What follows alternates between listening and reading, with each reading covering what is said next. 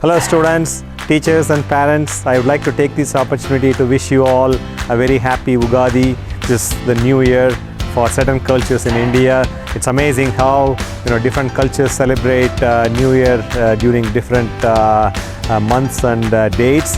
And it's a very interesting fact that we get to celebrate more than one New Year throughout the year.